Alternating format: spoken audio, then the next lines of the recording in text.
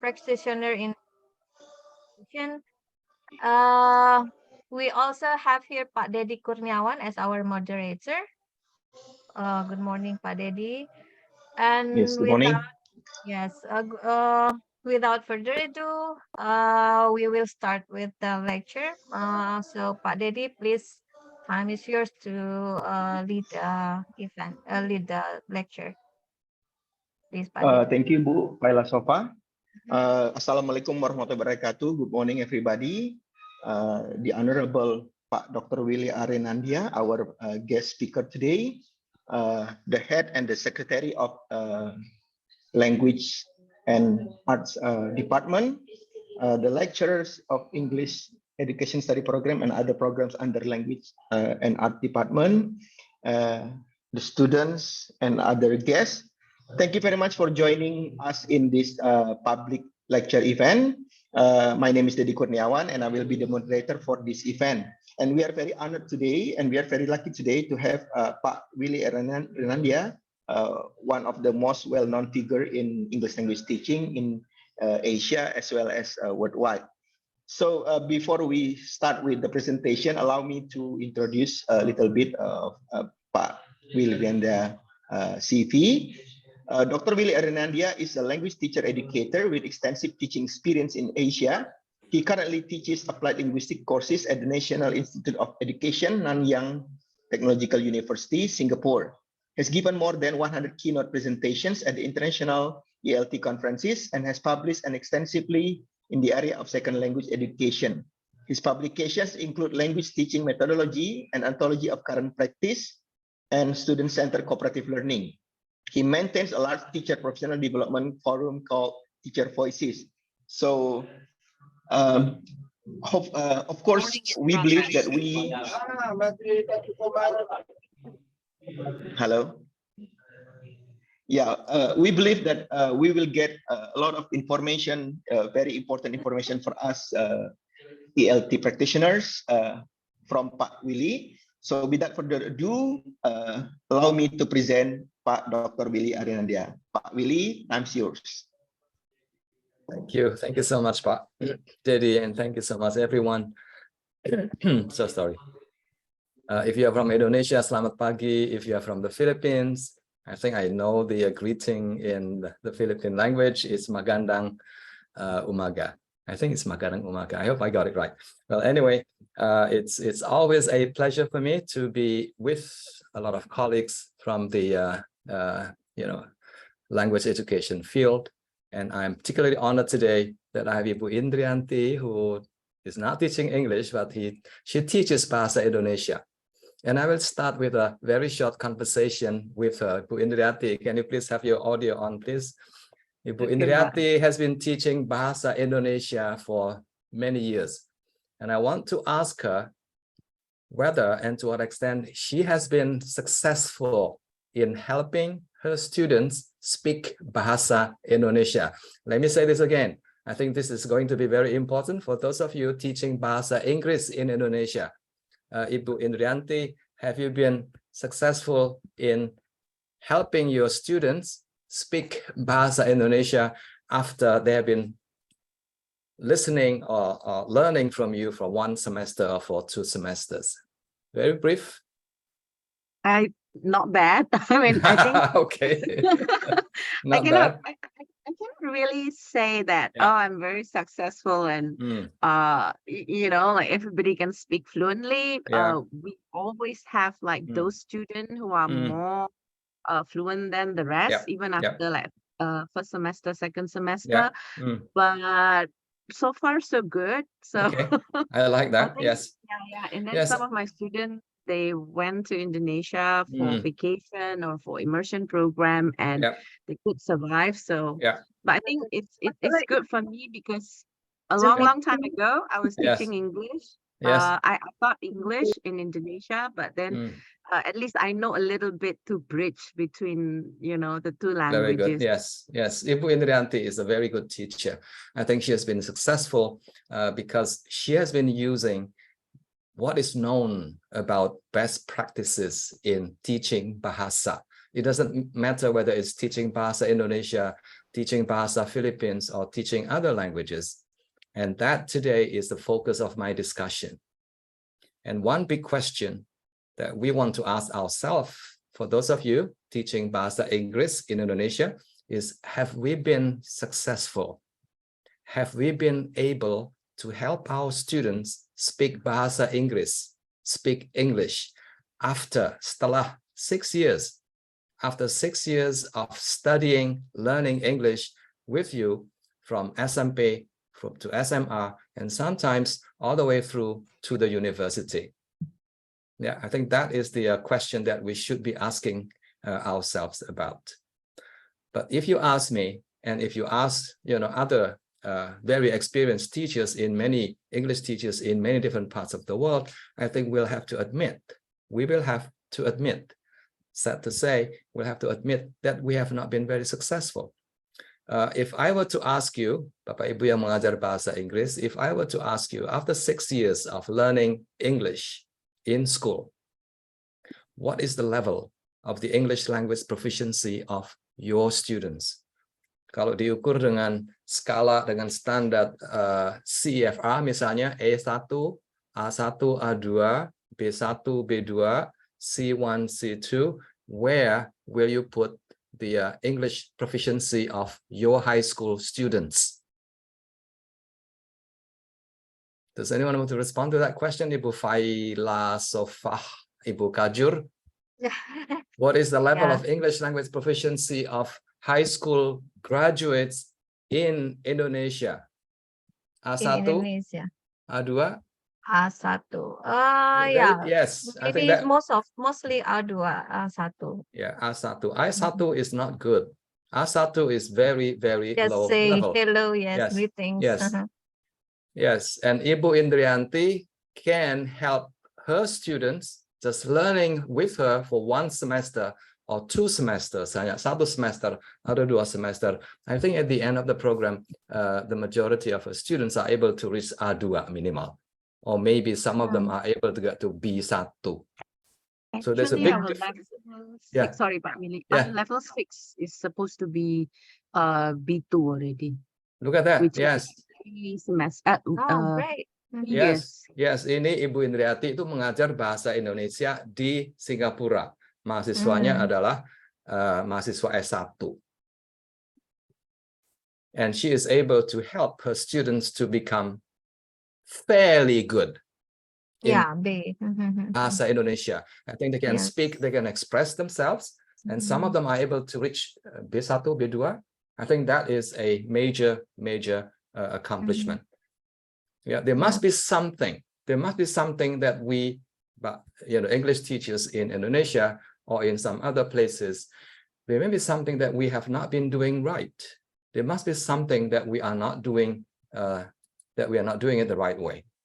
So today, actually, I want to share with you some important ideas about how we do things in the classroom, about how we teach, about why there are things that we should not be doing more in our language classroom. Saya ulang ya.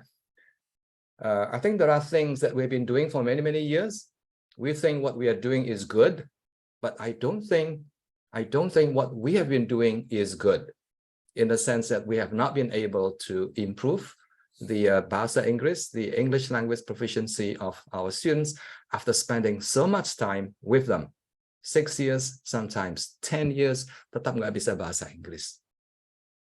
So I'm going to share with you some faulty beliefs and practices in English language teaching. ELT stands for English language teaching. Please stay with me. And if at any time you have any questions, please just raise your hand. You can interrupt me at any point in my presentation.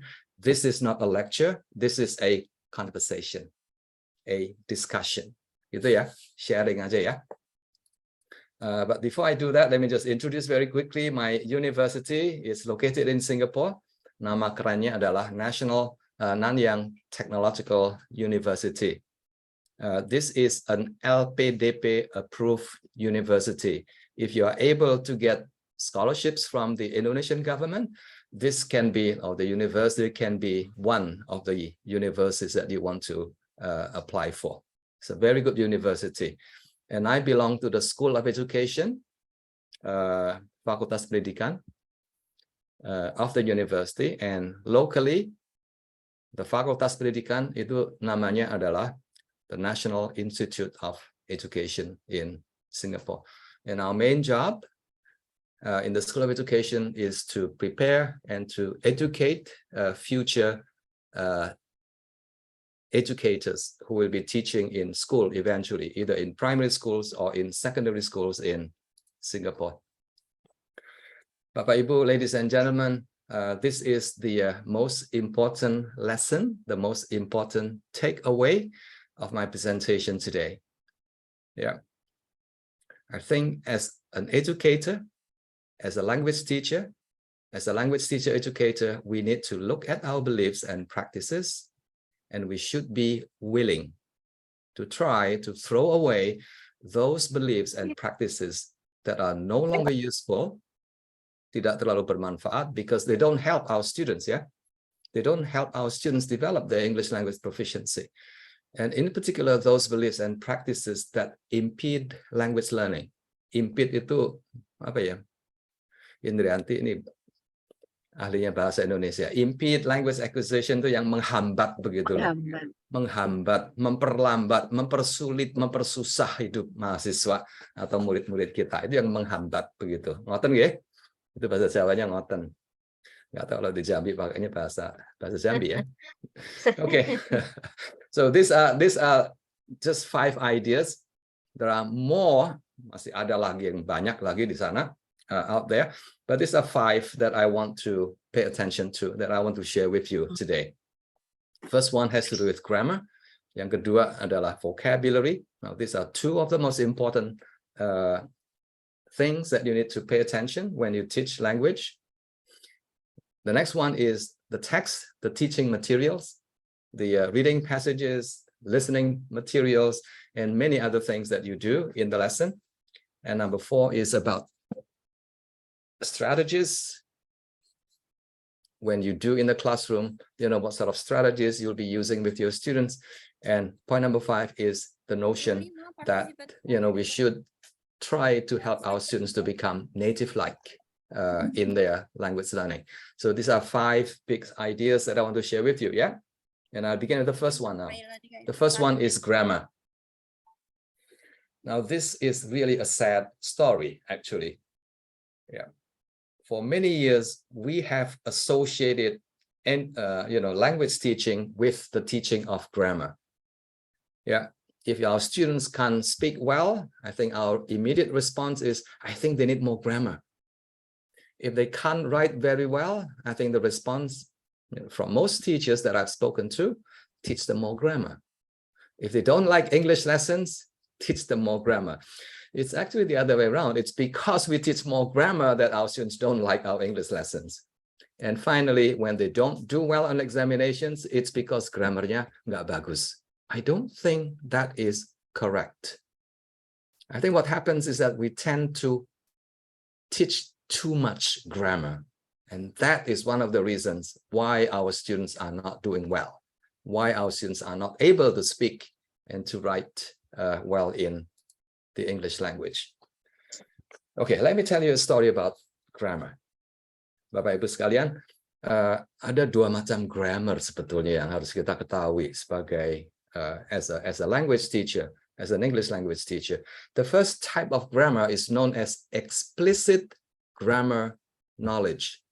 Now, this, unfortunately, is the kind of grammar that we know very well, that English teachers know very well, and this is the kind of grammar that we teach in the classroom. Every day, every week, every month, every year. Very explicit explanation of grammatical knowledge of the English language. What is the present tense? What is the past tense? How do you produce a complex, sentence and things like that? And this is how we spend time explaining these grammatical features to our students in a step-by-step manner, one by one. This week, I'll be teaching the present tense. Next week, I'll be teaching the past tense, and the week after in that manner, step by step.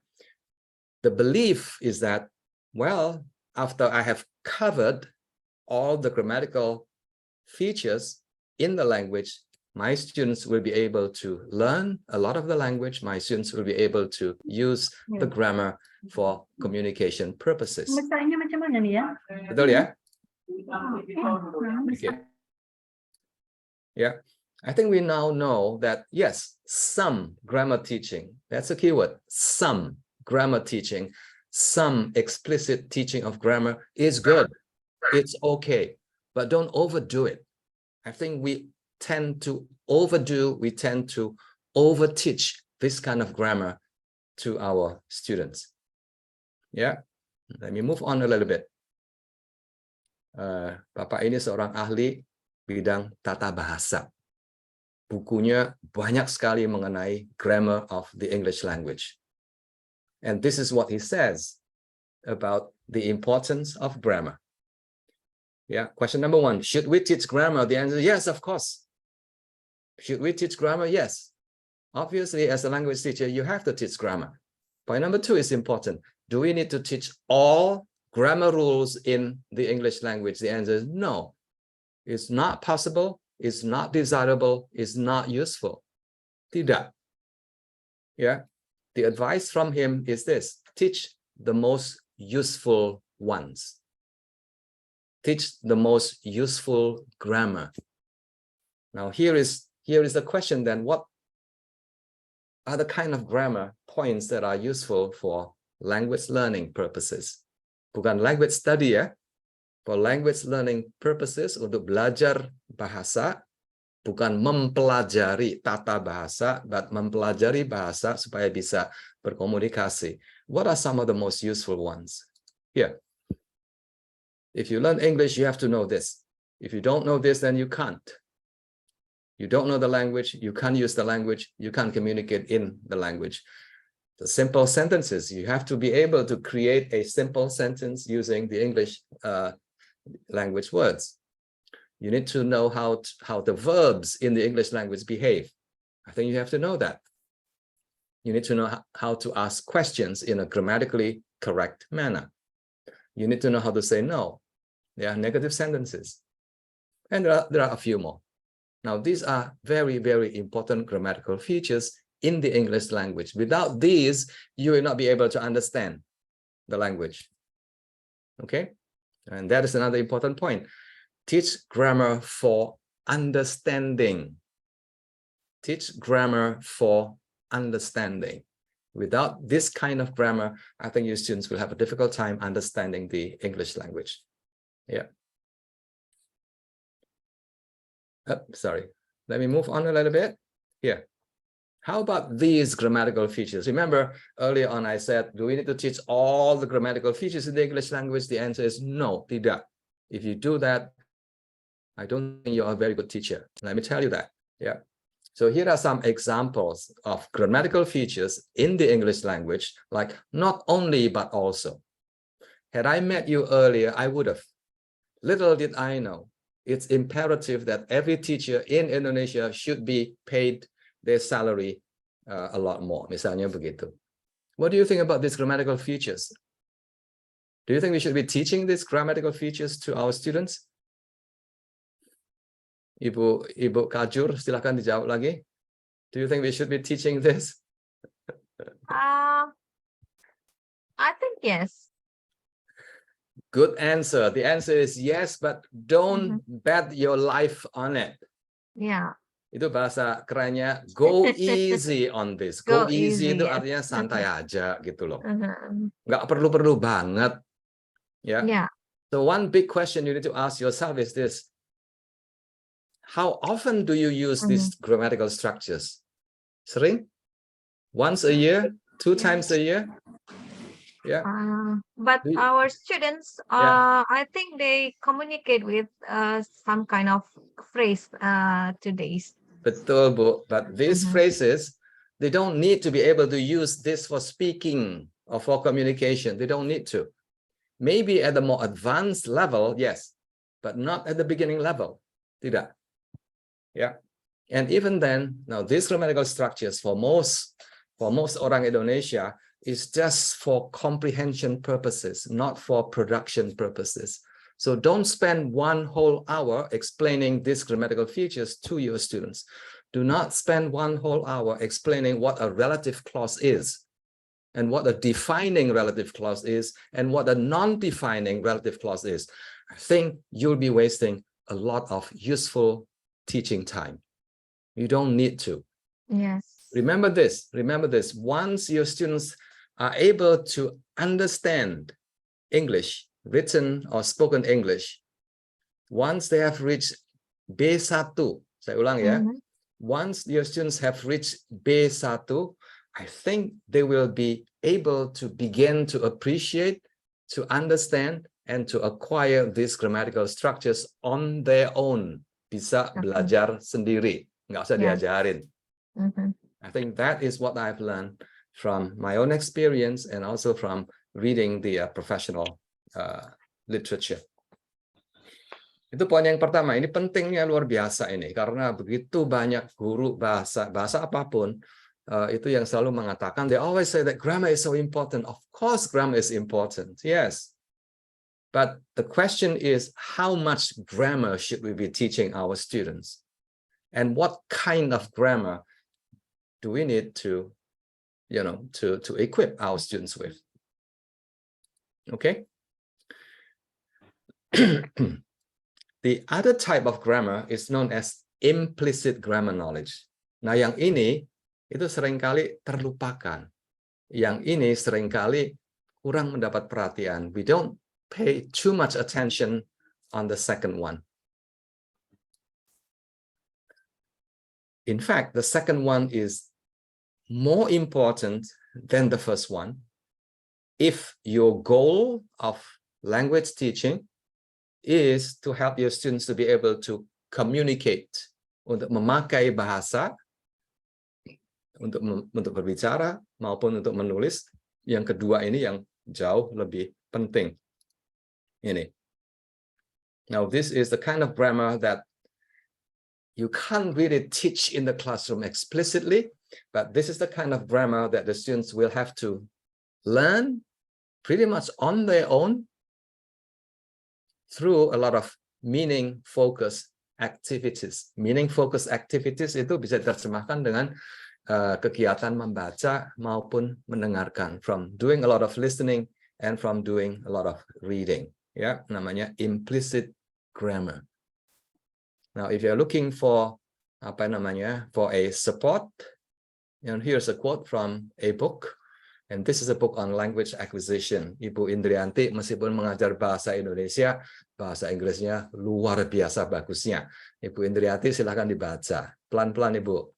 The ability to produce language relatively easily for communicative purposes draws heavily on implicit knowledge. Very good. Sekarang diterjemahkan dalam bahasa Indonesia, Ibu Indrianti. Ini ngetes Ibu Indrianti. Diberi pekerjaan. Dengan bahasa santai, Ibu. Jangan bahasa resmi ya, bahasa santai. Ini bahasa santai ya. Kalimat ini artinya apa untuk seorang guru bahasa Inggris gitu loh? What does it mean? Kemampuan untuk memproduksi bahasa dalam komunikasi bisa didapat dari pengetahuan yang didapatkan secara tidak eksplisit tapi secara implisit. Ya, yang bulat-bulat begitu terjemahannya. Bahasa santainya itu begini loh, Bapak Ibu. If you want to speak English, if you want to be able to write in English, you need this grammar. You need this implicit grammar of the language. Bukan explicit grammar. Bukan penjelasan aturan-aturan tata bahasa, aturan-aturan present tense yang ada 10 itu bukan itu. Itu is not very useful for you to be able to communicate, for you to be able to speak, for you to be able to have a conversation with me. You need this knowledge of the language. Yeah. So later, if you're not very clear about this, please ask me a question. What does it look like, for example? Yeah. Implicit grammar itu sama seperti grammar yang kita semua miliki sebagai orang Indonesia. Kita memiliki implicit grammar of bahasa Indonesia. Saya dari Jawa, I have implicit knowledge of the grammar of bahasa Jawa. I know the grammar, but I can't explain it to you because I am using that grammar to communicate with people in my neighborhood, in my surrounding. Now, the question to you is this: how do you teach or how do you help your students to acquire this implicit grammar of the language? Jawabannya ada di sini nih. Silahkan Bapak Ibu, kalau if you want to download,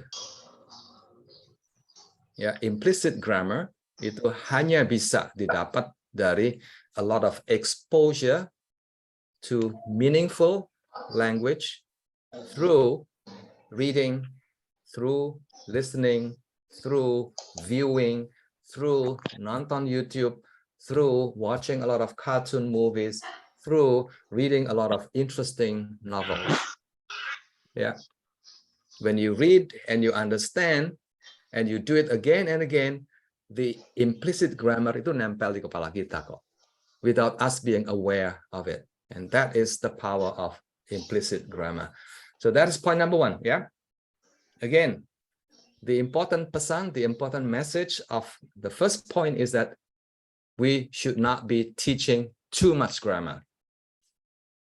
Okay, we should be focusing on the most important grammatical features in the English language supaya anak-anak bisa membaca, bisa mendengarkan, and they can do this regularly on a weekly basis, on a daily basis, so that gradually and slowly they will learn, they will acquire the implicit grammar of the language.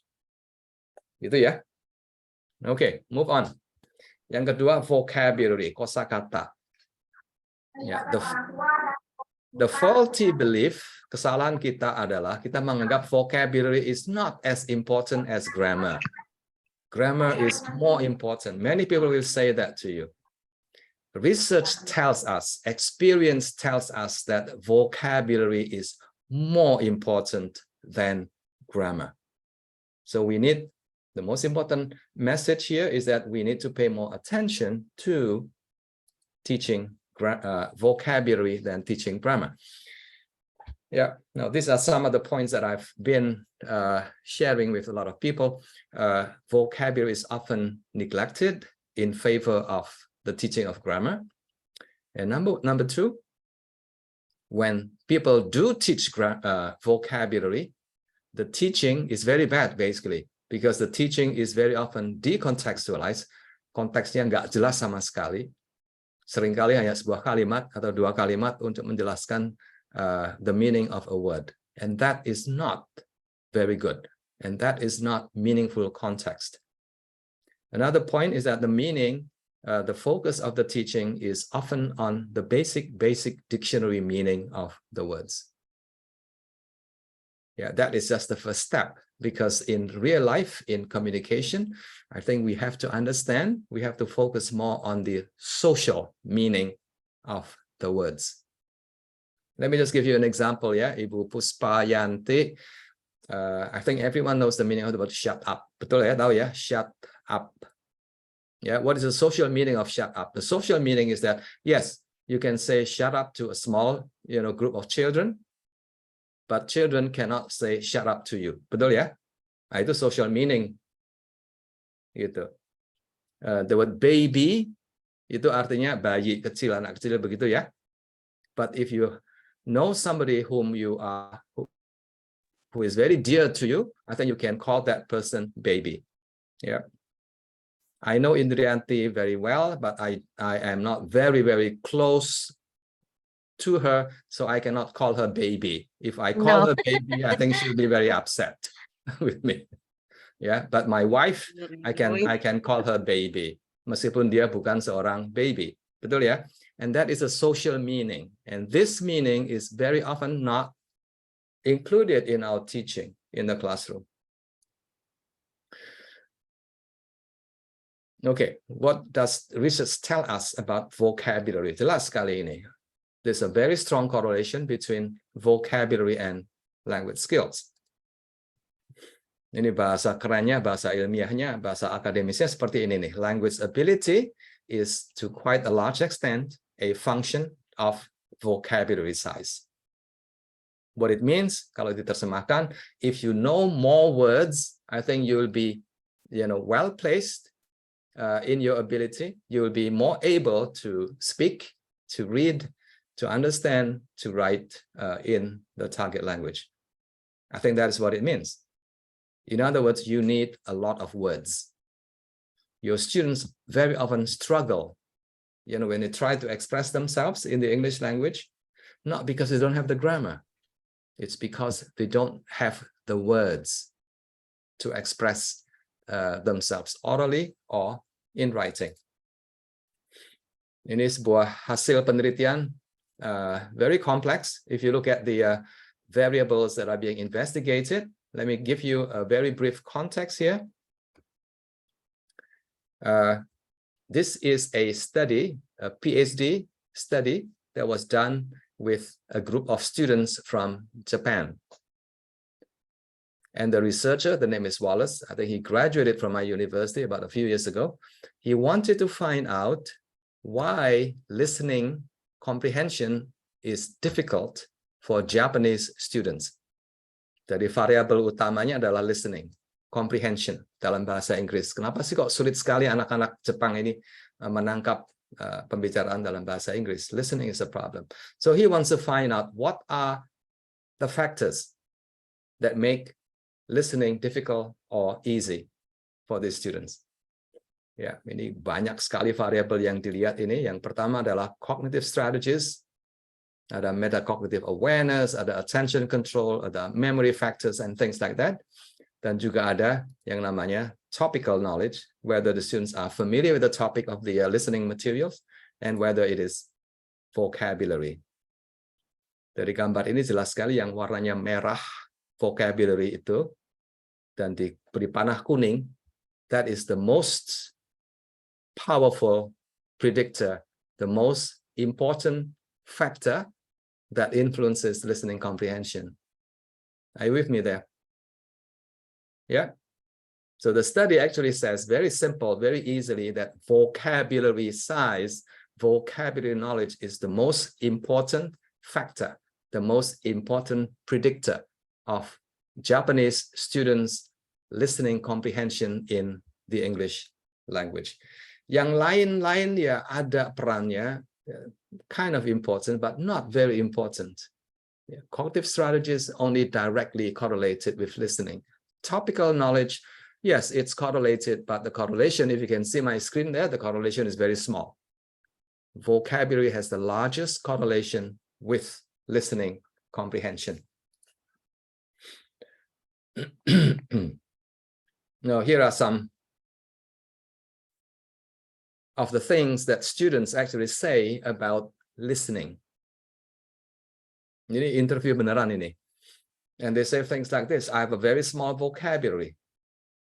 And look at the next sentence. I think these teenagers nailed it. Said it very clearly. Actually, I think for learning English, ini nasihat untuk guru-guru bahasa Inggris ya. Actually, I think for learning English, the grammatical rules seldom change. I just need to build up my vocabulary. It's about words, it's about learning words every day, every week, every month, every year. The grammar, very easy. The moment you know some of the grammar rules, I think they stay the same. The other student says this: if I come across one new word, I often get stuck. Ini yang terjadi pada waktu kita mendengarkan, when we listen to people speaking in English, when I come across a new word, I stop. I start thinking about the meaning of that word. And by the time I know the meaning of that word, yang lain udah lewat. And that's why you get into trouble, because you are not following what is happening in the rest of the conversation. Okay, in practice. Praktisnya seperti apa? Now, this is what we need to be targeting. When you teach Bahasa Inggris in Indonesia, for example, high school students, I think you need to help them acquire a minimal of 2,000 kata, 2,000 words for oral communication. For basic, simple communication, email, chatting on the social media, I think they need about 2,000 words. Speaking, having a conversation. If you are training your students to become, good at reading, more advanced level of English, then they need about 5,000 words. If they know more, that's even better. Okay. Okay, at this point, again, the message again is vocabulary is important. Between grammar and vocabulary, I think we should go for vocabulary teaching. Now, there is one very important thing about vocabulary that we often ignore in our teaching. It's this one, the idea that belajar the meaning of single words is not that important, because when it comes to using English, when it comes to reading English, I think what we see are words that come together, words that travel together, words, combinations known as collocations, or very often referred to as lexical chunks or lexical bundles.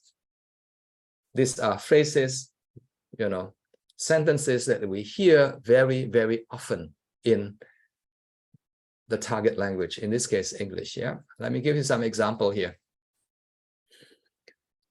Here, we'll just have to make do with it. Make do with itu jadi satu, ya. You don't try to remember make means this, do means this, with means this. You don't put it together like that, but you have to learn this together as a bundle. Indrianti, sorry, I couldn't meet you yesterday. I'll make it up to you next week. Yeah, lunch someplace at NUS. I'll make it up to you. Jadi satu kok itu kok. Nggak dipikir-pikir, make dulu, kemudian eat dulu, kemudian up, tidak. Next, make fun of me. Made my day. Make up your mind. Terus, how about this one? Ini ngetes Indrianti lagi nih. Make money, yeah, can you say that? Make money, bisa? Make money. Yes, can we say this in the English language? Yeah. Like, yes. I make money. Yes, I think Indrianti makes a lot of money teaching in Singapore. Make money is a very good expression. Ini bukan membuat uang, tapi mencari uang. Kalau satu persatu, it doesn't make sense. Make itu membuat, begitu ya. But money is money. So make money doesn't mean membuat uang, but make money means you work and you earn, income, an income. Make sure, I think you can say this, ya. Make sure, make a fuss, yes. Terus yang berikutnya, Indrianti, make or do your homework. Ini very tricky, kan? Do you make your homework or do you do your homework? Please say do your homework. Yes, do your homework. Kenapa do your homework nggak make your homework? No reason. I don't think we can explain this. The grammar is just like that. The grammar of the lexical chunks is like that. Next one, Indrianti, make or do your bed. Make your bed. Yes, you have to make your bed. Kok make your bed tuh apa artinya make your bed? Itu merapikan, membersihkan gitu loh. Can you say tidy up your bed? Yes, you can. But the more common expression is please make your bed. Itu kalau memberitahu pada anak-anak ya, make your bed. Terus yang terakhir. Ini ahlinya Indrianti. Make or do your dishes. Do the dishes. Do the dishes. Kenapa do nggak make? We don't know. We just have to learn this together. We just have to learn these words, word combination together. Bapak Ibu sekalian, ini kita masih pada lexical chunks ya, lexical bundles, lexical chunks atau fixed expressions, ungkapan, kata, frasa yang begitu itu nggak berubah-ubah kok gitu loh. They're always like this. That one is on me. Itu kalau menraktir saya Indrianti ngajak saya pergi makan begitu kan. Setelah selesai makan Indrianti, she says something like, Pak Willy, this dinner is on me misalnya. Itu yang bayar Indri bukan saya. This dinner is on me. We can make that happen ya next week, Indrianti. This one is on me. It was lovely to see you again. Thanks for coming. I don't believe a word of it. I don't get the point. What do you mean by that? You look great today. As I was saying, I'll be making a move then. I see what you mean. Let me think about it. Nah, Bapak Ibu sekalian, research tells us, juga experience tells us that fluent speakers, seseorang yang mahir, yang pandai berbahasa, bahasa apapun, bahasa Jawa, bahasa Indonesia, bahasa Inggris, fluent speakers have thousands of these expressions at their disposal. At their disposal itu artinya they're there for you to use. They are there for you to use without you having to think. Tata bahasanya apa, present tense-nya mana, the subject verb agreement-nya mana. You don't have to think about that because these are fixed phrases. And that is the importance of teaching, focusing on vocabulary. Questions for you. Again, how can you help your students increase your vocabulary? Memorize word meanings? Not a bad idea. I mean, that will be the initial, starting point. Ya apalin aja gitu. But you don't stop there. If you stop there, then you are teaching something that is not useful for talking, for communication. Because when you speak, you have to use lexical chunks. You have to use fixed expressions most of the time. Terus satu lagi nih Bapak Ibu yang suka mengajar idioms itu ya. Please pay attention. Idioms. Is it worth teaching idioms? Is it worth teaching idioms? Misalnya, no need to cry over spilled milk, misalnya. Penny wise but pound foolish. It's water under the bridge. And there are many other idiomatic expressions like this in the English language. Sama halnya dengan bahasa Indonesia ya. Nasi sudah menjadi bubur. Terus gimana kalau nasi menjadi bubur? Intri, jadi makan aja buburnya ya. Kan sayang kalau dibuang. Gitu. Yeah. So the question for us is this: do we need to teach idioms? Silakan dijawab. Bapak Ibu silakan menjawab. Anyone there in the audience? Okay, cuman ketua, cuman kajur dan. I think it's good to introduce students to some of idioms, common idioms to use in conversation. I like that. Yes, the key word again is some. Jangan banyak-banyak. Some, especially some of those idioms that are very, very easy, very, very commonly used in conversation, in daily communication. So no need over spilled milk, for example. It's not very often that people say this. Penny wise, pound foolish, no. Yang common to misalnya, a friend in need is a friend indeed. Very easy to remember. Yeah, you don't even actually have to teach that. But difficult, idioms like break a leg. I don't think you should be teaching that. Yeah, at one point in their learning journey, I think students will be able to learn some of these expressions. Okay, so first two done. The first one is grammar. Very important that we should not be over teaching grammar. Ingat ya. Yang kedua adalah vocabulary. I think we should give more attention to the teaching of vocabulary because research tells us, experience tells us that the students need a lot of words. And more importantly, students need to learn how these words behave in real conversations, in real, communicative situations. Yang ketiga adalah bahan ajar, text. Ya, bisa bacaan, bisa listening materials, bisa video materials, anything. Let me begin with the first one. The most important. Ini seringkali kita lupa. Yeah. The most important one is this, that content. Materi itu harus very, very, very interesting. If it is not interesting, not much can happen in the classroom. If something is not of interest not to you, because the most important people in the learning process is your students. Yeah, if your students don't find the reading passages interesting, they won't learn very much. Sedikit sekali kemungkinannya. If they watch a video clip and the content is not attractive, not interesting, they won't learn very much from it. So content is king. Karena di sini banyak ibu-ibu, diganti content is queen. Itu juga boleh. So the content will have to be interesting. The content will have to be emotionally appealing. Ya, nonton movie bikin kita nangis itu is very good. Nonton a video clip and we laugh out loud because the movie is funny, the video clip is funny. That is very good. Yeah, the kind of video clip, the kind of reading materials that is cognitively appealing, yang buat kita mikir dikit begitu, that is very good. Yang buat kita penasaran misalnya, that is very good. So the content is so important. So that is the content side of our teaching materials. The other side, ini.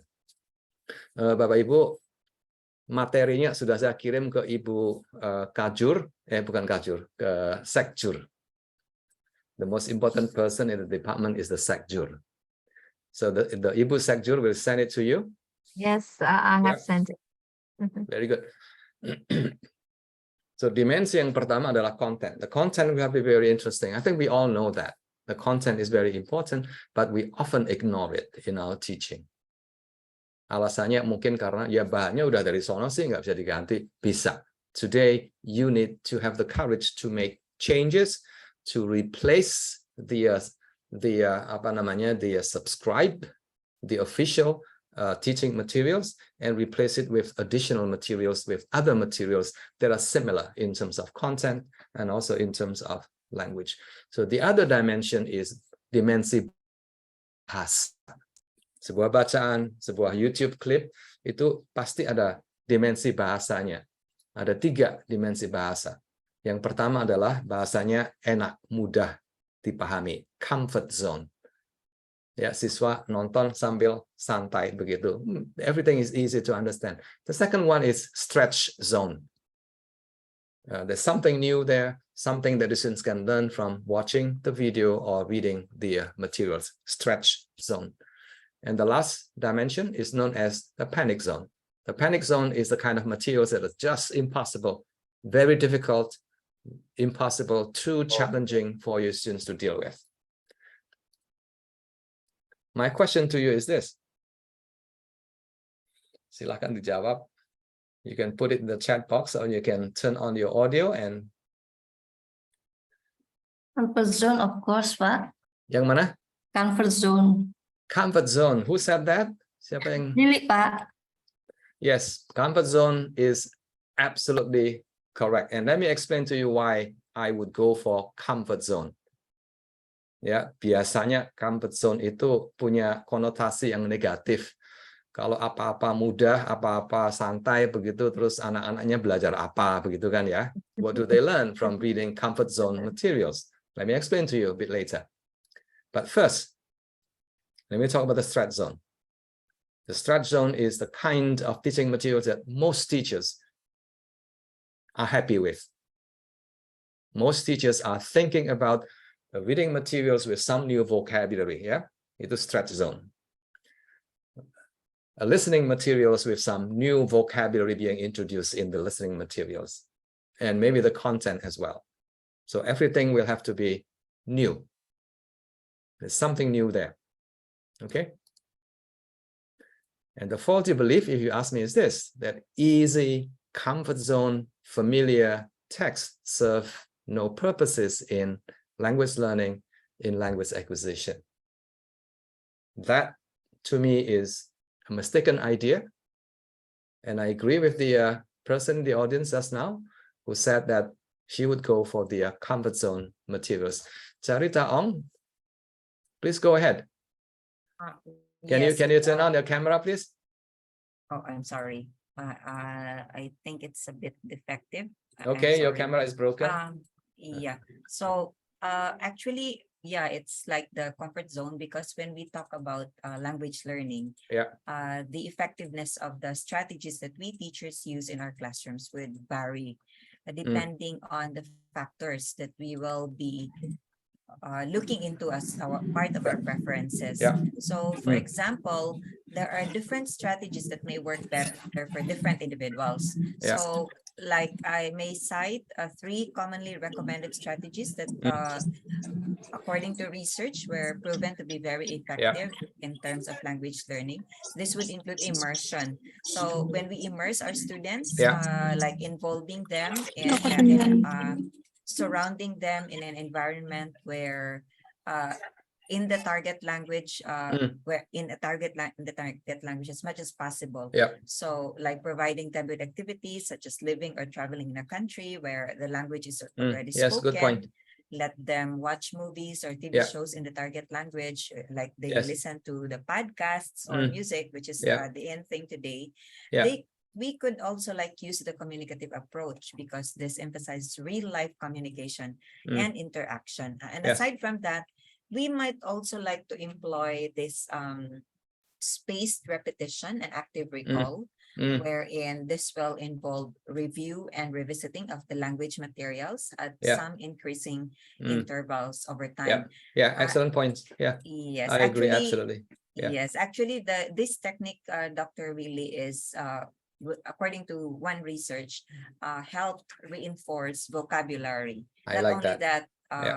Aside from vocabulary, grammar rules and other language components. Excellent point. Like strategically spaced out our practice sessions. So this active recall will involve actively retrieving information from memory rather than simply reviewing it. So this can be done, like, for example, we can do quizzes, flashcards, or other forms of self-testing. Thank you so much. Good points. Excellent points. Are you sure you haven't seen my other presentations before, Charita Ong? Not This yet. is exactly what I wanted to say. Exactly what you just said. Easy texts are wonderful. Comfort zone texts of teaching materials, either listening or reading materials, are just perfect for your students. I think we should be giving your students a lot more of these easy, interesting, comprehensible, listening and reading materials to our students. Research tells us that comprehensible input is key. I think Charita Ong uses the word immersion. I think immersion is another word for comprehensible input, providing students with a lot of language that they can understand. Number 2, referring back to what I said earlier on, itu apa namanya? Easy texts are a great source of implicit grammar. Bapak Ibu ingat ya, implicit grammar is very, very important. And you cannot actually teach implicit grammar. The students will have to learn, we have to acquire this implicit grammar on their own. Number 3, easy comfort zone materials are a great source of deeper, not surface level, but deeper vocabulary knowledge. When the students read and listen many, many times to easy listening and reading materials, they will be able to understand how words behave in a variety of situations, in a variety of contexts, and when the words are used with different people, audience, and so on and so forth. And number 4, I think that is again what Charita Ong mentioned earlier on. There's a lot of review. Learning anything involves a lot of revisiting, involves a lot of seeing again, reading again what you have seen before. So there should be a lot of consolidation. There should be a lot of restructuring that is happening when the students are given a lot of easy reading and listening materials. Thank you so much, Charita, for confirming what I wanted to say. So the questions to ask again is this: can we increase the amount of easy and interesting text in your teaching, in our teaching? The answer should be yes, we should, we must. Yeah. Number 2, where do we find easy listening and reading materials? Indrianti, if you're looking for easy listening and reading materials on Bahasa Indonesia, come to NUS Singapore. Where from? I think the answer is very easy. It's from Google. Google is just a great source of easy and free. Itu penting sekali ya, easy and free reading and listening materials. There's no reason for you to say, oh, it's difficult to get materials. That's not true. 20 years ago, yes, it was very difficult. But now there's no reason, no excuse for you to say that the materials are difficult to find, difficult to get today. Here's an example. Yeah, if you go to Google and type books for Asia, I think you'll be able to find a very large collection of books like this. Yeah, donated for free by the Asia Foundation. Completely free. You don't have to pay anything. You just need access to the internet. You can read it online. You can ask your students to read it online. You can download these books, I think, for free as well. I think you can download, materials from the internet for educational purposes. Yeah, but not for to make profit. Yeah, not for profit making. Di download, dicetak, kemudian dibagikan, dijual. No, that is a different issue altogether. If you're looking for something that is already ready-made, available for your students, now here is one recommendation. It's a digital library of graded readers in the English language. Ya, bacaan-bacaan, cerita, novel, banyak sekali, ada ribuan. And the students can find anything that is of interest to them, anything that is easy for them to read and enjoy. Graded itu artinya ada yang mudah, ada yang sedikit challenging, ada yang very challenging. Yeah, so the students can choose which ones they want to do. And because the materials are all digital, students can read, they can watch, they can listen at the same time. So this is an excellent resource for you. Namanya adalah X Reading. The only downside is that this is not free. I think you have to pay a little bit for the students to have access to this digital library. Because the system comes complete with a learning management system, so that the teachers can organize an extensive reading lesson. They can track students' progress, they can assess students' understanding, they can guide student selections, they can assign activities, and monitor if the students spend time reading and listening to the materials. Itu yang teaching materials, yeah. The next one is about learning strategies. Now this one is a little bit tricky. Learning strategies are very, very popular in English language teaching. And some people actually believe that if we teach our students these strategies, they will be able to learn to acquire the English language quickly and efficiently. Yeah, I think this is a faulty belief that some teachers might have about the role of strategies in English language learning or English language proficiency development. That strategy is a magic bullet, is a shortcut, gitu loh, jalan pintas begitu. There's no shortcut. Yeah, if you want to learn a new language, you need at least 1 year, 1 tahun itu minimal, and you need motivation, you need time investment, you need some commitment. Yeah, the strategies can help a little, but it is not a replacement. Not a replacement for the kind of things that you need to do in order to acquire the language. Just a little bit about the story behind learning strategies. Yeah, penelitian selama bertahun-tahun itu menunjukkan bahwa good language learners use a lot of strategies like predicting, thinking ahead, like summarizing, kemudian apa itu, guessing the meaning of new words in context, and many other things. Yeah, research tells us that poor, not so good language learners do not use a lot of strategies.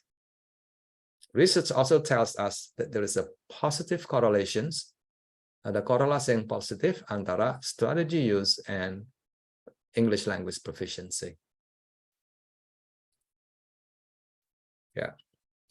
Dan ada lagi sebuah kutipan yang menarik sekali dari the Queen Mother, the most well-known person in the area of learning strategies, namanya Rebecca Oxford. Pasti udah pernah dengar semua ya. Ada yang cognitive strategy, ada social strategy, ada emotional strategy, and metacognitive strategies, and things like that. Kesimpulannya kurang lebih seperti ini nih. Strategies are the L2 learner's toolkit for active, conscious, purposeful, and attentive learning, and they pave the way towards greater proficiency, learner autonomy, and self-regulation. So when you read something like this, your conclusion will be, okay, then I should be teaching a lot of strategies to my students. Itu kan kesimpulannya. I don't think that is justifiable though. I don't think that should be what we need to be doing in the classroom or in our teaching. I will share with you sebuah penelitian yang menarik sekali. This one was done in Thailand. Thailand itu kurang lebih sama dengan Indonesia ya. Dari bidang konteks belajar bahasa Inggris, it's more or less the same. English is a foreign language. Now this to me is very interesting because the researcher is interested in finding out whether metacognitive strategies, thinking ahead, planning, evaluating, monitoring, and things like that, that can improve students' listening comprehension. Kira-kira seperti ini nih. Now the context is this: 64 undergraduate students learning English in a university, and they are non-English language teaching major. Okay? Their level of English proficiency, not very high. I think it's at the beginning level, maybe A2, A1, A2 begitu ya. Kira-kira sama dengan mahasiswa di Indonesia. The 64 students are divided into two groups. Group 1 itu diberi pelajaran listening seperti biasa, plus ditambah dengan some teaching of strategies, thinking, planning, evaluating, monitoring, and things like that. Group 2, no treatment. Group 2 is the control group. Group 2 just follow the usual listening lessons. Are you with me on the context? Yeah, I think this is very important to understand the context. The results, Indri, any difference within the two group? Some same, sama-sama, different. Which one is better? Indri, your best guess? Group 1. Group 1 is better. No, dalam bahasa Jepang itu namanya onaji. Onaji itu sami mawon bahasa Jawanya. Sami mawon itu sama. Sama. There's no difference. Yeah. Interesting. Interesting, isn't it? Yeah.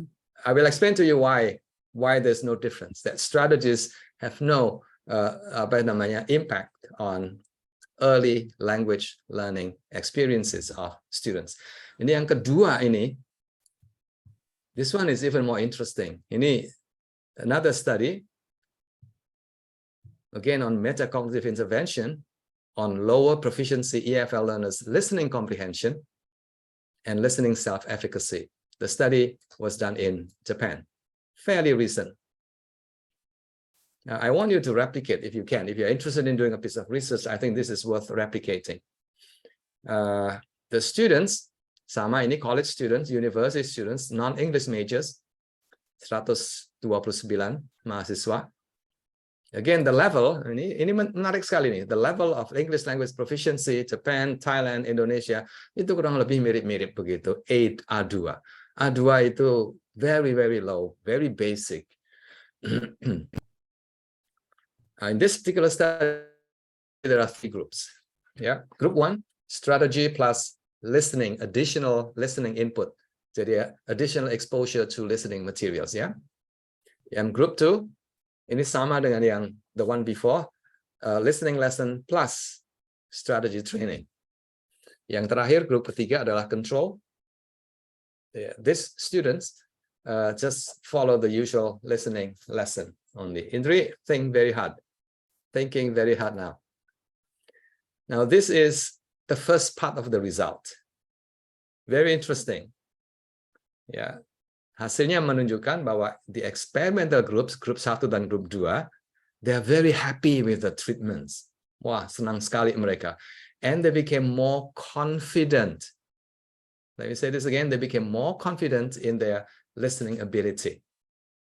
Setelah diberi pelajaran listening dengan strategy, they are very happy.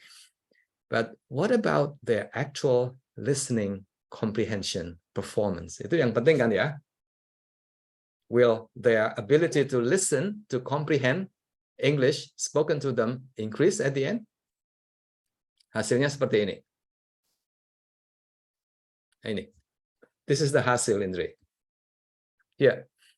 Grup 1, grup 2 itu yang experimental group ya. Their performance actually dropped. Malah turun tuh.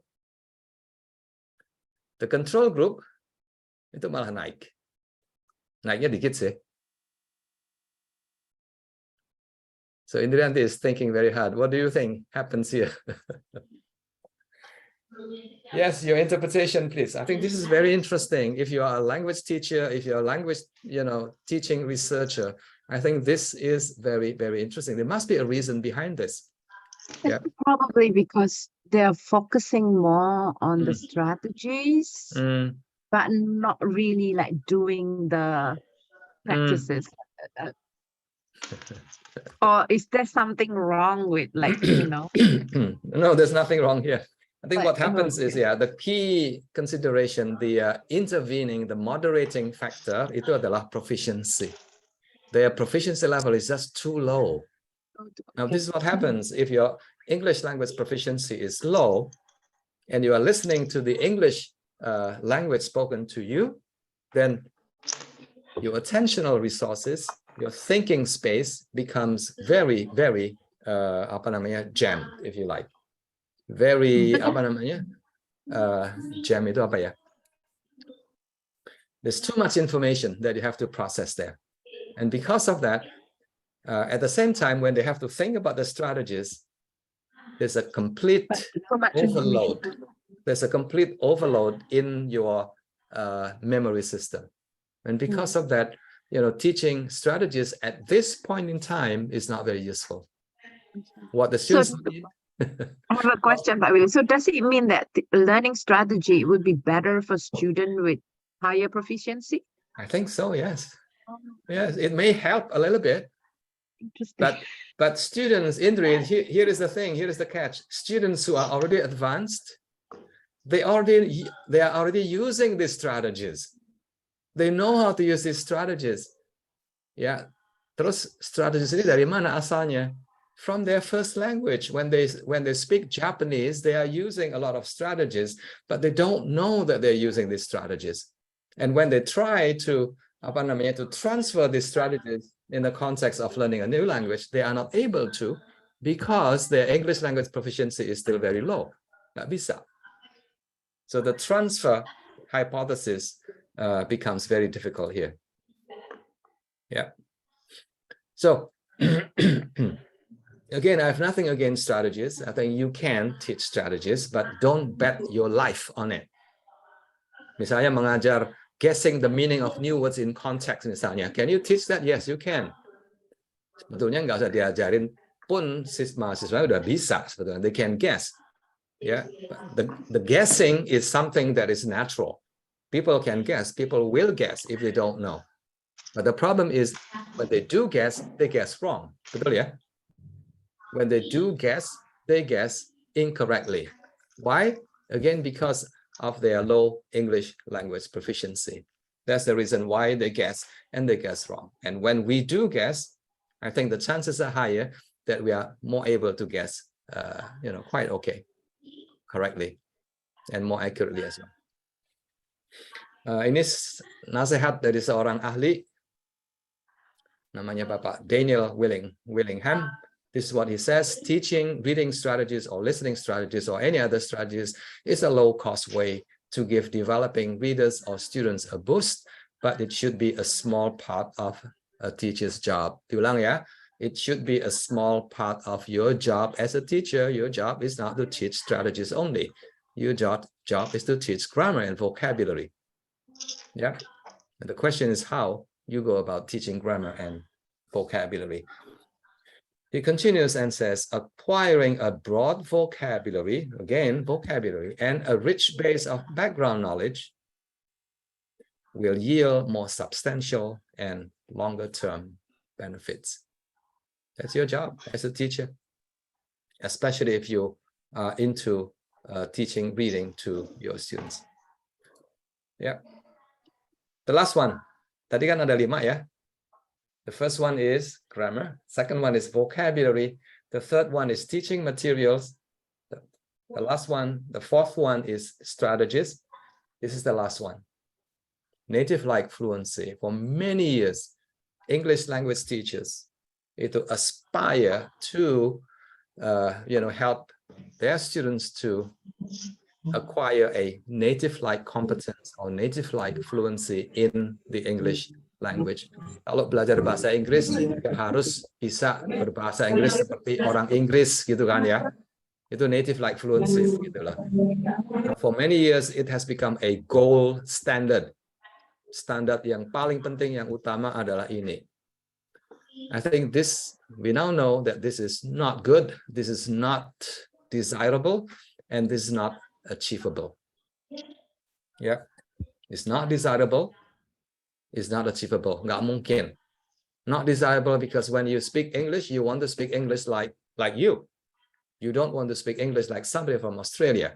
You will sound very strange. You will sound very weird. Indri ini bahasa Inggris Indonesia. Bagus sekali. There's nothing wrong with that. Although she was educated in the US, but when she speaks with confidence, using her own style and using her own accent. There's nothing wrong with that. Yeah. Another important point is this: English is now an international language. It's a global language. When you speak English, you don't only speak English with people from the US or from the UK, but you'll be speaking English with people like me, people from Korea, people from Singapore, and people from other places. And they don't care whether you speak like people from Australia or from the US. But if you ask me, they prefer that you speak English so that they know that you are from Indonesia. I think that is an important, identity marker, if you like. And point number 3, this is another important thing. Ini baru ini. Native speakers of English itu rupanya juga they have to relearn their English. Menarik ya? They have to relearn their English. Why? Because very often when they speak English using their native accent, using their cultural conventions, people don't understand them.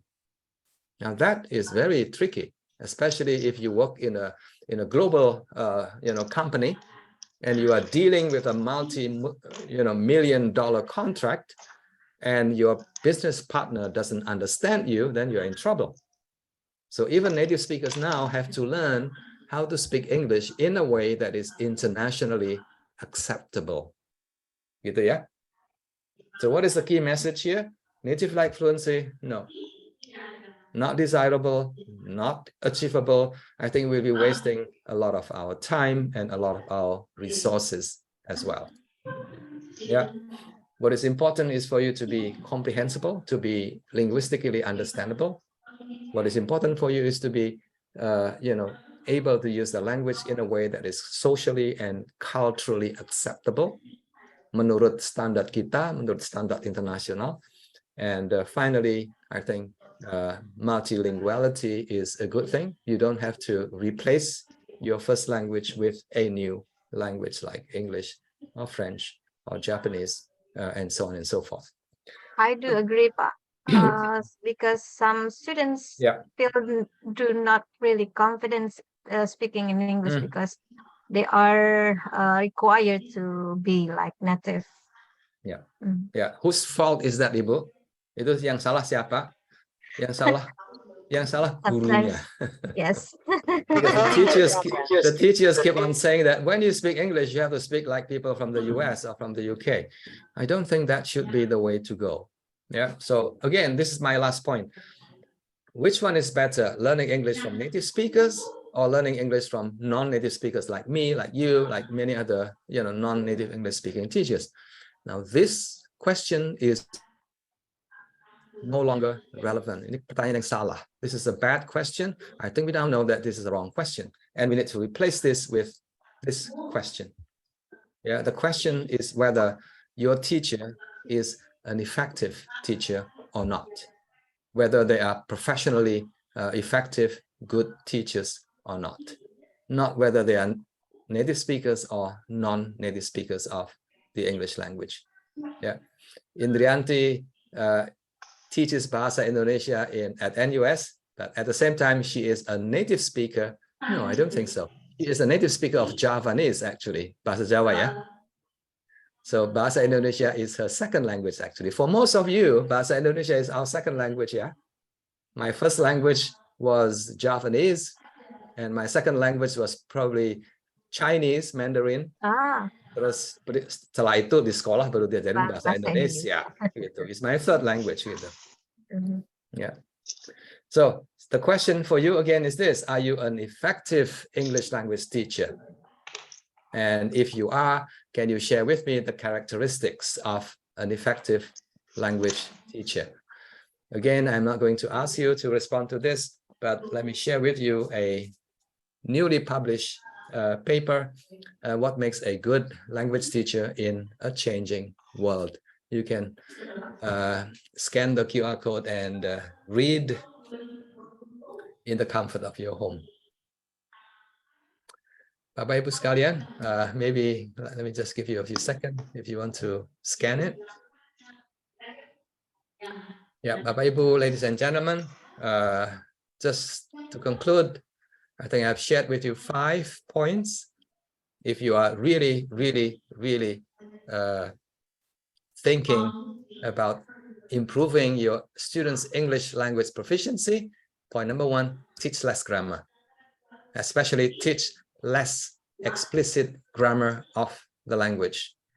There's no need for you to explain the differences between some and any, for example. Itu banyak sekali latihan-latihan tata bahasa yang just asking students to choose which one is any and which one is some in the following 10 sentences, misalnya. I don't think that is very useful. Yeah, vocabulary should be given more emphasis in your teaching, especially vocabulary in action, the kind of vocabulary words that are actually used in communication. I'm referring to collocations and lexical chunks. For text, think about using more, using more comfort zone text, reading materials, video materials that are at the student's level. I think the students learn a lot from reading something that they are familiar with. And number 4, go easy on strategies. You can teach some strategies, but don't bet your life on it. And number 5, native-like fluency is not an ideal goal anymore. Yeah, the ideal goal is for your students to become competent and comprehensible users of the English language. Last page, another present. Christmas comes very early this year. This is only July. I think you can download all these useful resources and materials from my website. It's Willy Renandya.com. Willy is ELT corner. Thank you very much for listening. I'm happy. Thank you. Yes.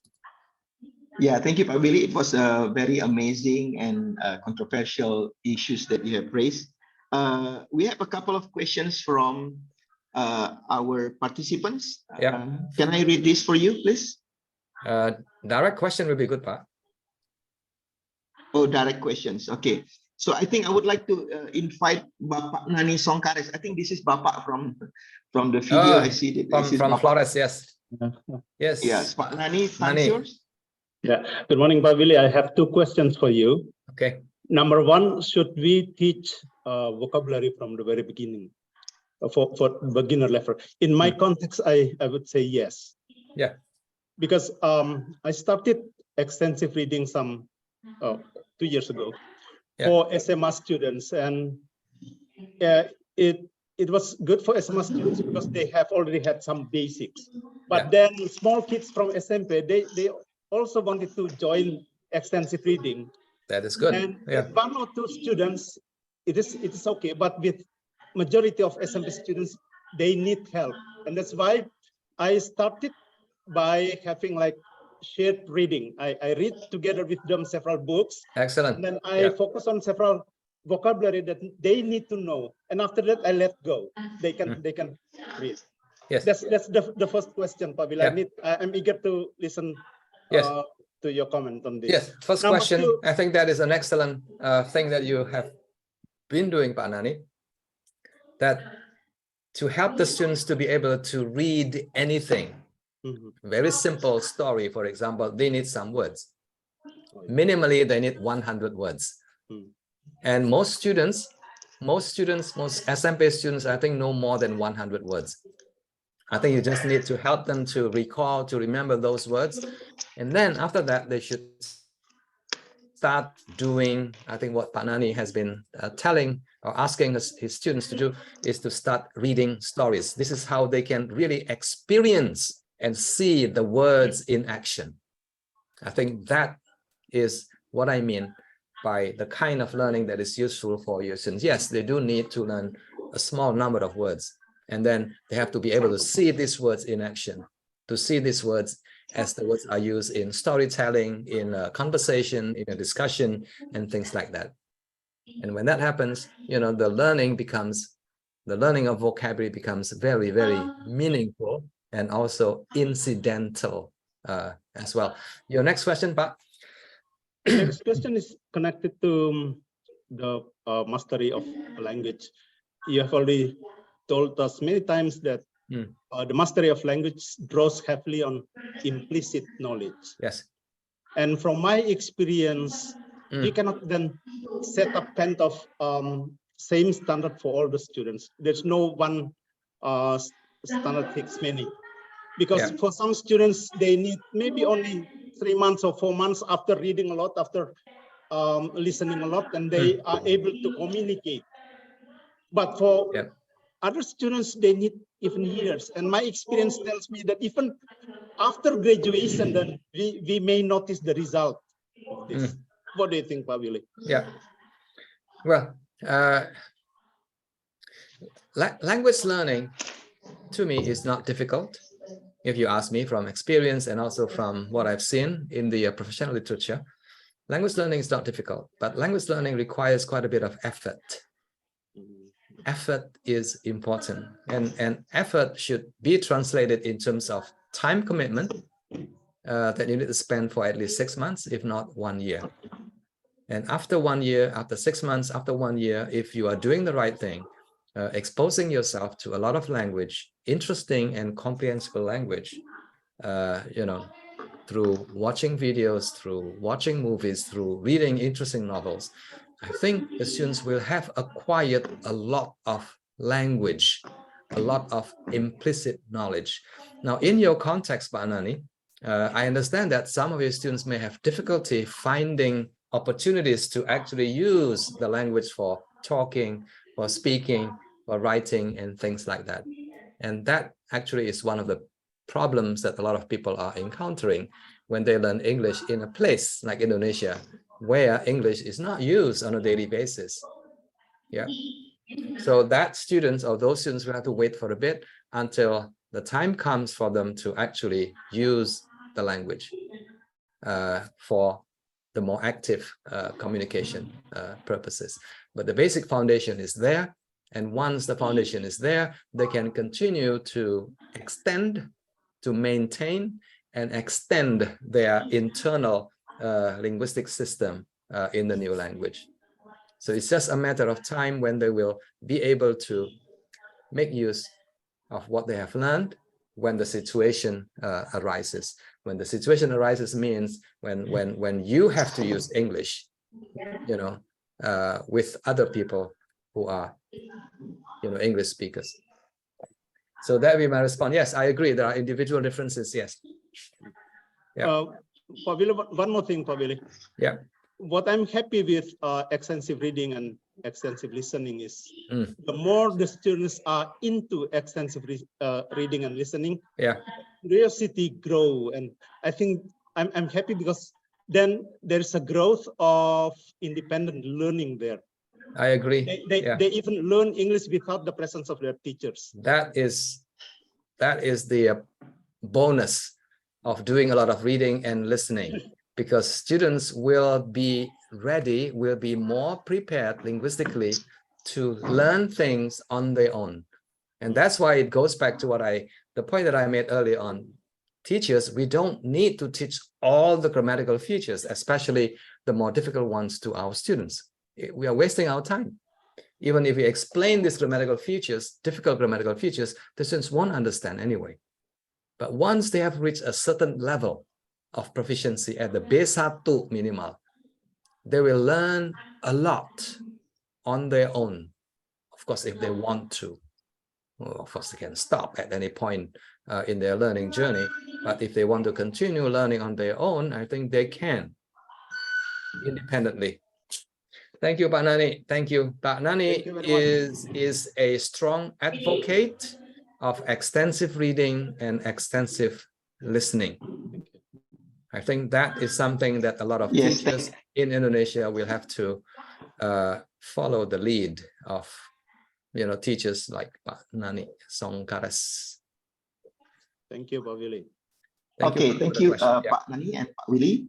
I think let's give a chance to Ibu Puspayanti. Ibu Puspayanti, are you there? Yes, Ibu Puspa.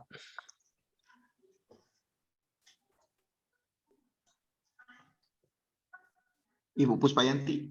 Audio, please, Bu. The speaker, the microphone is off. Oh yeah, I'm sorry. Thank you, Pak Didi, for the chance given. And Puspayanti, I have a question to Pak Willy. Yeah. Based on my experience, some people tend to imitate other people learning strategies. Based on your own experience, Pak Willy, what are the best strategies to learn English successfully? Yes. Thank you. Yes, I think I've indicated many times in my, sharing in my presentation that the best way for most Indonesian students learning English in Indonesia itu bukan dengan berkomunikasi, not through speaking, because speaking comes later. And the best way is not to learn the grammar of the language, but the best way will be to do a lot of reading, to do a lot of listening. So in your reading lesson, for example, pada waktu kita mengajar membaca misalnya, a reading lesson, usually what happens is that we prepare one single reading passage, mungkin hanya 1 atau 2 paragraf, begitu kan ya? I think that's not very useful. I think what you need to do is to provide like 10 reading materials for the students to choose from.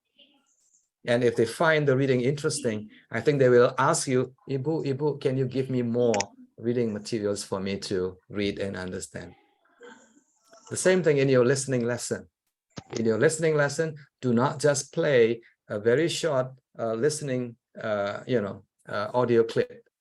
One audio clip, and then you ask them a lot of questions, comprehension questions. Again, I think you're wasting a lot of, teaching time there. The students don't need to respond to those questions. If the materials are accessible, if the materials are at their comfort level, I think what you need to do is to provide them with more listening materials. Give them a lot more resources, encourage them to listen more to the English language or to watch video clips in the English language. So Ibu Puspa, if you are looking for the best strategy, itu membaca. Membaca, terus mendengarkan, watching YouTube videos and things like that. But remember, it's reading easy materials. Remember, it's watching easy, and interesting materials, not something that is difficult. Yeah, and don't always think about how do I monitor? How do I test my students? The testing comes very much later. Ngoten, Ibu? Begitu, Ibu? Thank you, Pak Willy. Thank Okay. you. Ya, Pak Muklas dari UNJA, Universitas Negeri Jambi. Thank you very much, Pak Willy, Pak Dr. Willy, for the time. Actually, I raised my hand later. I mean, Ibu Melati raised her hand first, but is that okay? That's right. Yes, Ibu Melati first. Yes, Ibu Melati has been raising her hand since yesterday. So sorry, Ibu Melati. That's okay. Ibu Melati, you can go first, Ibu Melati. Ibu Melati. Camera on, please, Ibu Melati. Yes, there you go. Since yesterday, ya. Ya, Ibu. Okay, thank you for the chance. Pak Dedi, thank you. Pak Professor Willy, thank you. I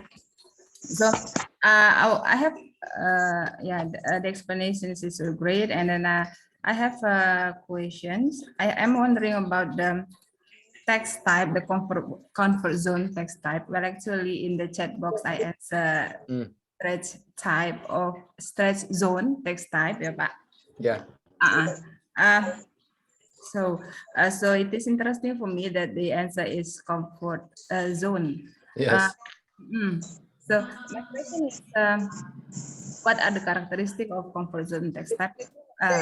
Yeah, probably have explained, and then but I mean, for what type of what is it? The learners for the comfort zone text time, because I have this question because I am in some of the college here, we are teaching in English study program, and then our outcome is to prepare students for English teachers. So I consider that the text type with the stress zone type is important also to bring students to advanced level, Pak. Yes, I agree, but I think, yes, I mentioned early on that, yes, we can use stretch zone materials. We should, I think, especially if we are dealing with something that is important for the students to understand, and we need to explain, otherwise the students will not be able to understand on their own, then stretch zone materials are great. But remember, in the process of learning English, in the process of developing their proficiency from A1 to A2, from B1 to B2, and so on and so forth, the students need a lot of comfort zone materials. The reason is very simple. If you teach something new, like 5 new words today, and the next day you teach your students another 5 new words, stretch zone, yeah? Betul, yeah? And then the week after you teach another 10 new words, another stretch zone, yeah? Terus kapan siswa itu, when they will be able to remember the first 5 words or the second 5 words and the third 10 words and so on and so forth? Nggak mungkin. They have to see these words again and again and again. Itu yang namanya comfort zone. So they will have to see the same words that they have learned before many times. Ada yang mengatakan minimal 10 kali. Ada yang mengatakan 15 kali. Baru these words, they start to stick in your head. Kalau enggak ya lupa pasti.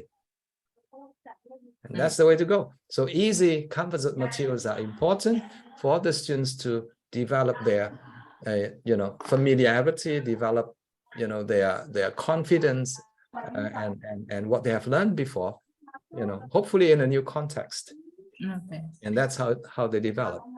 Comfort zone, stretch zone, yes, I think you can teach them, but I think time will have to be given, more time will have to be given to the students to do their own learning, their independent learning, by us helping them to find relevant, useful, accessible, easy, comfort zone materials to our students.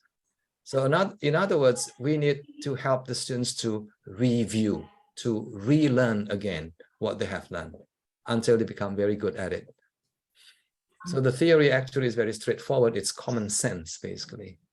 But I think we've been forgetting what is common sense in our teaching. Maksud kita sih baik sekali, harus diberi pelajaran yang baru kan ya.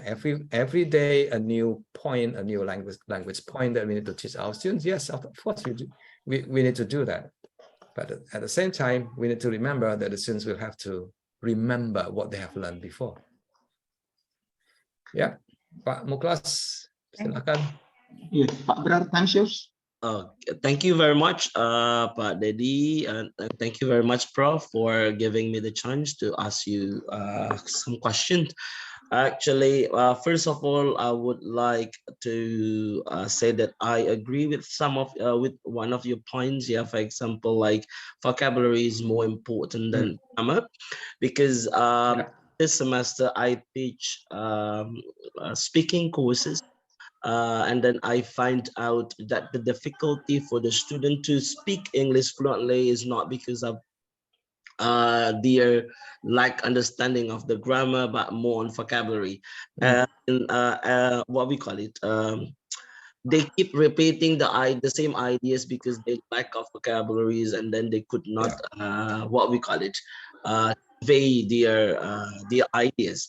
And then as a teacher or as a lecturer, what could we do to help them in what we call it, enriching their vocabulary, Prof? That's the first question. Yeah. Yes, good. Let me respond to that. In your speaking lesson, what often happens is you provide students with a topic, betul ya?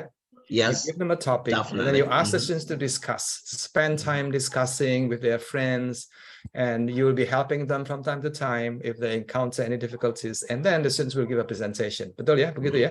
Yes, that is right. Okay, I think we need to revise, we need to change the way we teach speaking. The reason is this: your students are not good at speaking yet, betul ya? Your students are not good at speaking yet. They are struggling with the vocabulary. They're struggling with the grammar. They're struggling with the content as well. Okay, so what do you need to do? Again, I'd like to go back to my earlier suggestion that in your speaking lesson, let's say that the topic is tourism in Jambi, for example. Let's say that week you are focusing on teaching your students how to do a presentation on tourism in Jambi. Gitu ya? Okay. We have to prepare our students. We have to teach our students how to do that. And one of the best ways for you is to find video materials, not one, not two, not three, maybe 5 video materials where people actually talk about tourism in Jambi, presented in Bahasa Inggris.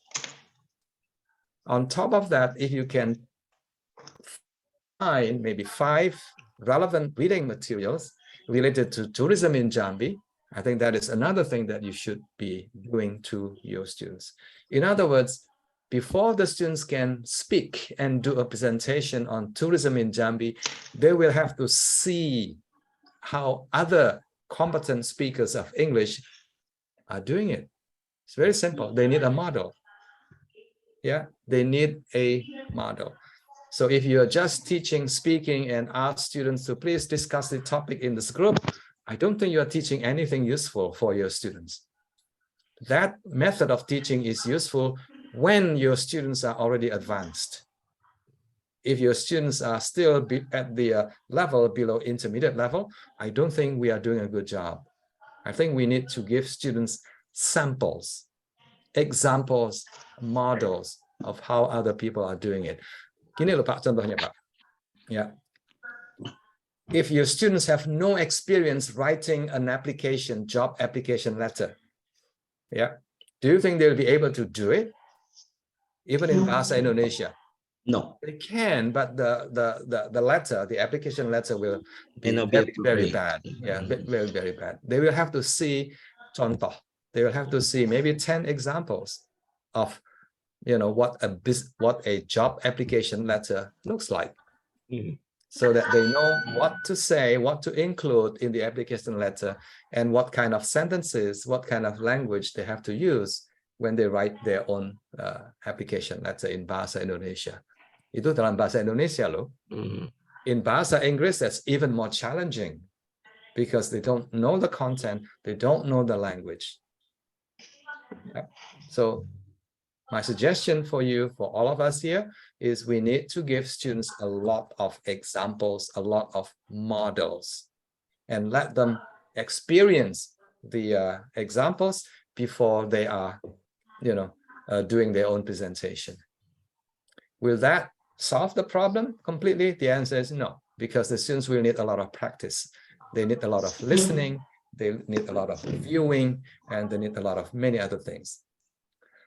Now, here's an example from me. For example, if I want to do a good, excellent presentation in a conference, for example,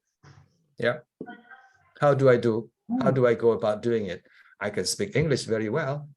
I know the content, but is that enough for me to be able to give an effective, an engaging conference presentation? The answer is maybe not. If I am aware that I'm not a good presenter, what do I need to do? I will watch TED Talks many, many times. And I will see some of the things that these people do in order to give an engaging, a dynamic presentation that is audience friendly. So the process of learning speaking in the classroom is the same. Sama persis kok. Gitu. Good question, but thank you. I have another question, Prof. Is okay? One more question.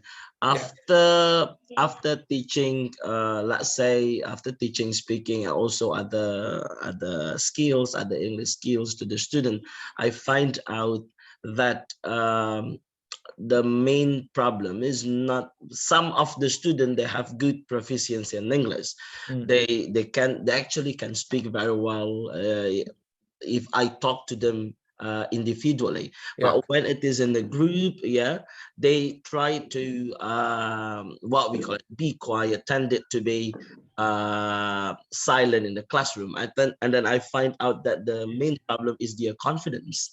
And then I tried my best actually to tell them that it is okay to make mistake, and then that is fine, and then consider that this is your this room is not for the test, this is only for the chatting, but it didn't work actually. And then as a teacher, what can we do to boost the student confidence to what we call it, to speak English, for example, effectively? Thank you very much, Prof. Yes, another important question is how we can build our students' confidence level. One thing that comes, I think you have mentioned a lot of good things, telling the students not to be afraid, telling the students to be more relaxed in the classroom. I think having said that, one thing you can do is to ask your students actually, have a chat with them in a less formal situations. Down the class, maybe outside the classroom, buy them lunch or dinner, and then they will tell you what their aspirations are, what their fears are, what their anxieties are, and things like that. And then you can take it from there. I think students usually are not bad in terms of their confidence level. Maybe the reason that they are not very confident is because of the teachers. Maybe the teachers are very strict. Maybe the teachers tend to be more judgmental. Maybe the teachers look a bit frightening. Maybe the teachers look very formal. Kalau mengajar pakai batik, harus pakai safari dan sebagainya. If you make the class more, relaxing, I think they'll be more, open in sharing their thoughts and ideas.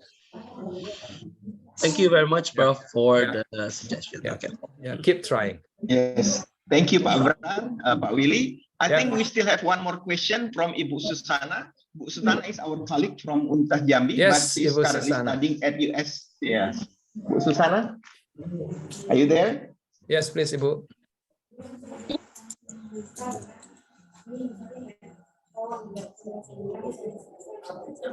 Hello, Ibu Susana. Oh yeah, she's here. I think she is having a connection problem.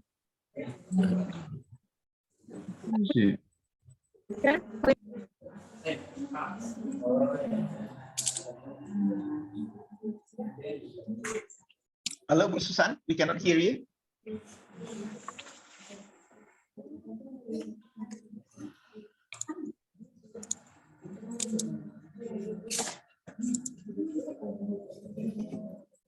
I think she's having a connection problem.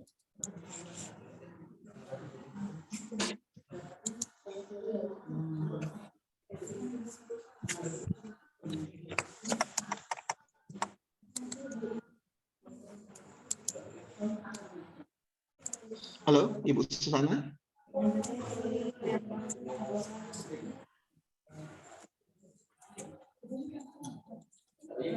Pak Dedi, I think you can help her by reading her question on the chat.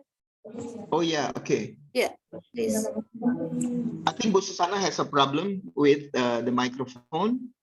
So let me read this question. Wait a minute. I think this is about the integration of the skills. Let me. Yeah. Oh, wait.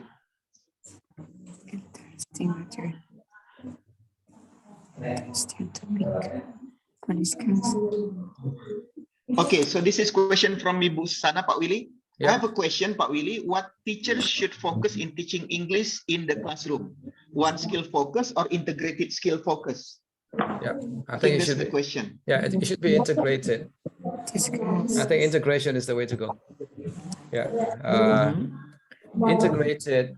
But again, the focus, the starting point will have to be for you to build a very, very strong foundation. And that fondasi adalah dengan cara providing students with a lot of reading and listening and viewing materials.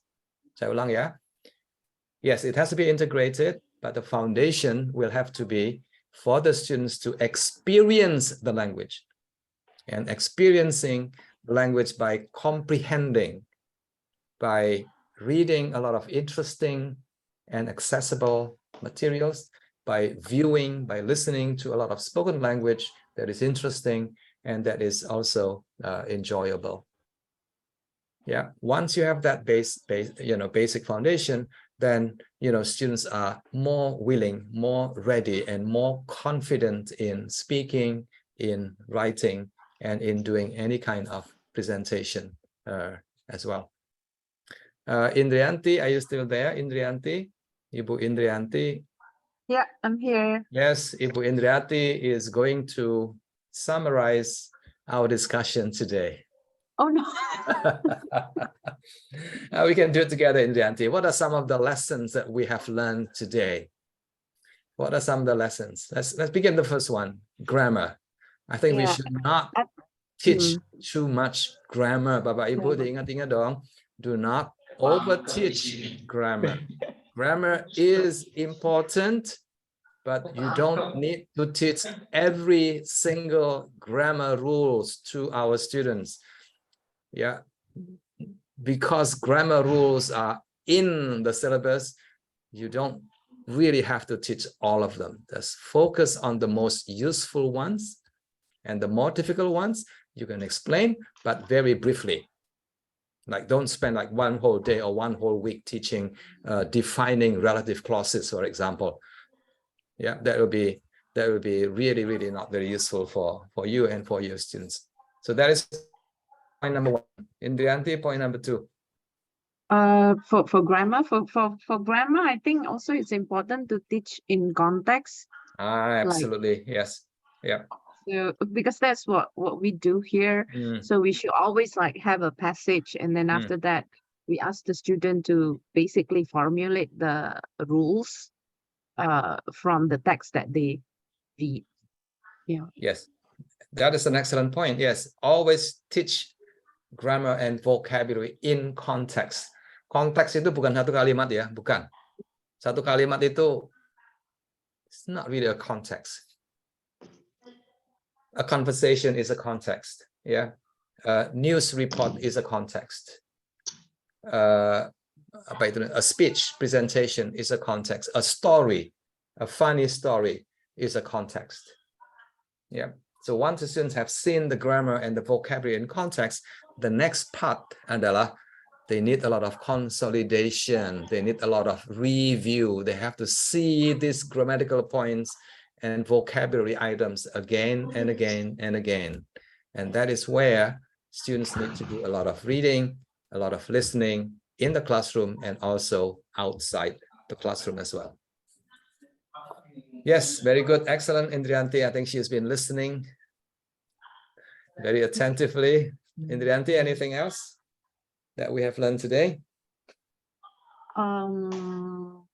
Probably from the strategies. Actually, it was quite shocking for me as well. Because I'm a bit very shocking, yeah. It's important to tell the student, like, strategies like predicting or something like that. Yeah. And even in reading, we always have like pre-reading, while and both. But it's quite interesting when I found out from Pak Willy the research that you show us that actually the result is the same. And even like those students who learn strategy, it's even like decreasing the result, right?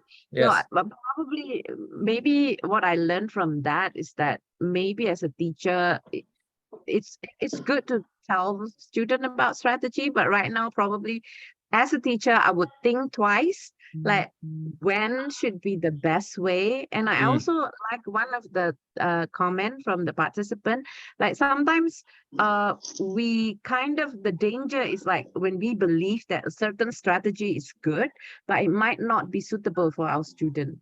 And like one of the participants mentioned in the chat that, sometimes we imitate other people's strategies as if it's good for us, but probably it's not.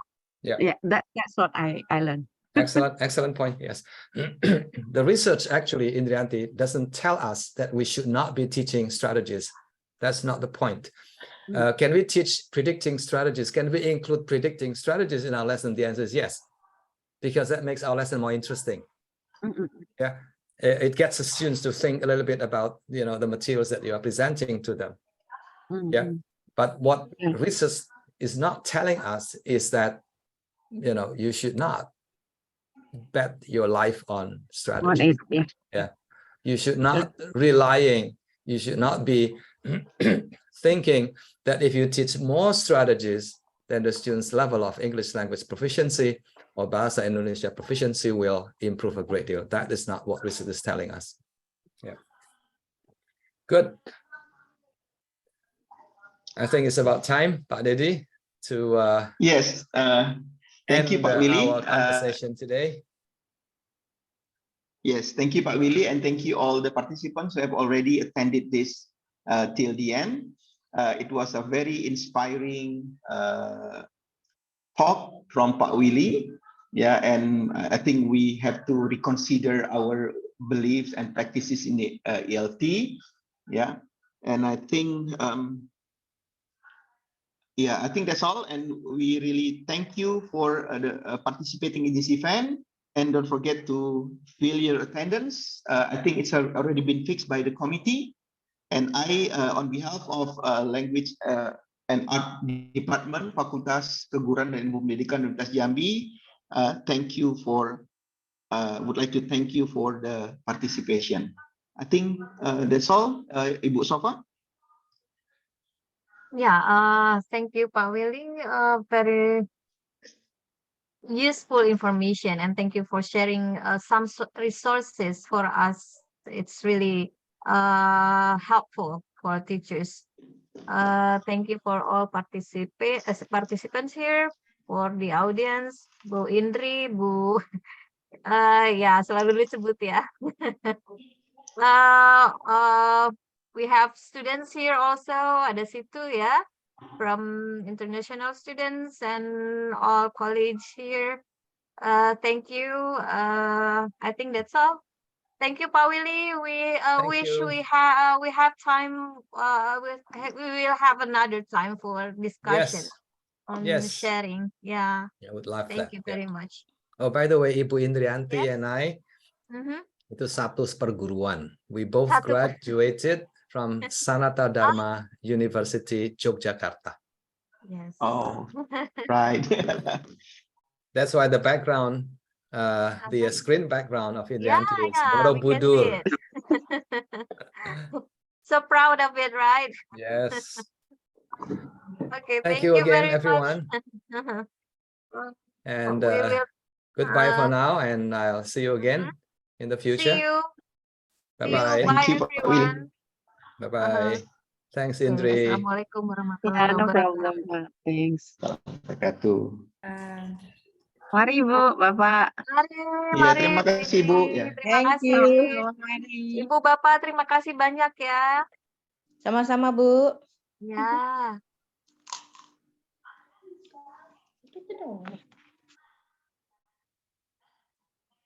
Kita close Bu Sofa. Ya, izin live ya.